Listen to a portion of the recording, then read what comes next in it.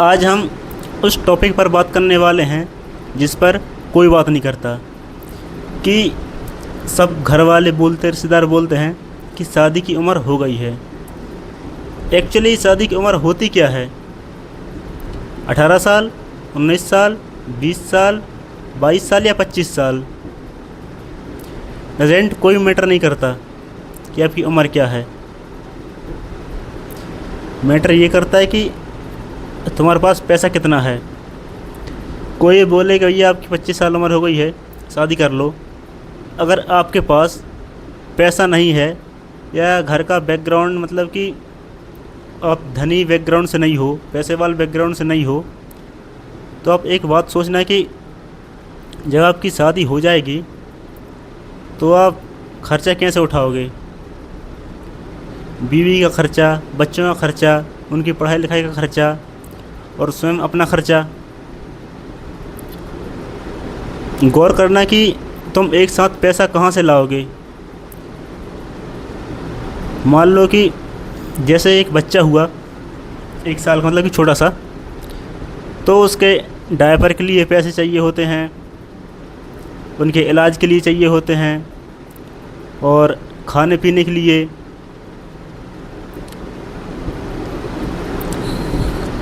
अगर कोई बीमार हो गया फिर उनके लिए अलग समस्या खड़ी हो जाती है, उनके इलाज के लिए।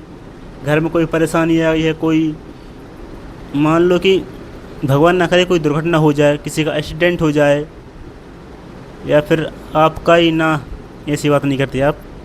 मगर सोचो कि अगर हुआ तो पैसा कहाँ से आएगा? तुम तो कुछ कर नहीं पाओगे। इसलिए मैं कहता हूँ कि भाई कुछ पैसा बचा कर रख लो और फिर तुम शादी करो। प्रत्येक व्यक्ति के पास कम से कम 2 लाख रुपए बैकअप टाइम का जो होने चाहिए कि अगर कुछ हो जाए तो मैं इससे अपनी रिकवरिंग कर लूँ, या फिर कुछ महीने के लिए मेरा काम बंद भी हो जाए ना तो मैं इससे अपना गुजारा कर सकूं और फैमिली को गुजारा कर सकूं। अगर आप पैसे वाले हो तो कोई बात नहीं, आप जब चाहे चेक कर लो, कोई दिक्कत नहीं है। अगर आप गरीब फैमिली से हो तो पहले अपनी नींव बना लेना, नींव तैयारी कर लेना कि अगर कोई सिचुएशन आए या कोई परिस्थिति आए तो आपके पास पैसा होना चाहिए। चलो मान लिया कि आप रिश्तेदारों से पैसा मांग लोगे, कितना पैसा मांगोगे?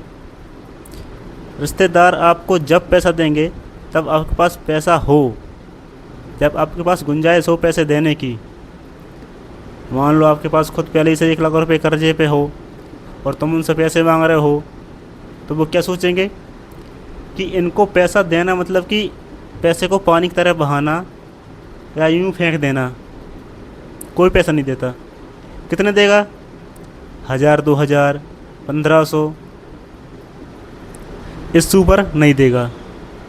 वो तुम्हारा खास रिश्तेदार होगा या कोई दोस्त होगा जो तुम पे ट्रस्ट करे, वो दे सकता है, और तो मैं नहीं मान सकता कि भाई कोई दे पाए। इसलिए अपने आप को मजबूत बनाओ और संघर्ष करो। चुनौतियों से डरो मती, चुनौतियों का सामना करो और पैसे कमाओ। देखो, बड़े आदमी अमीर में और गरीब में सिर्फ एक ही डिफरेंस रहता है, पैसों का।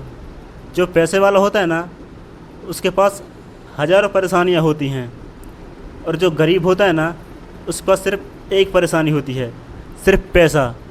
इसलिए पैसा कमाओ, सारी परेशानियां पैसों से सॉल्व हो जाएंगी। मगर पैसे की परेशानियां किसी से सॉल्व नहीं होगी, वो सिर्फ तुम सॉल्व कर सकते हो मेहनत करके। All the best.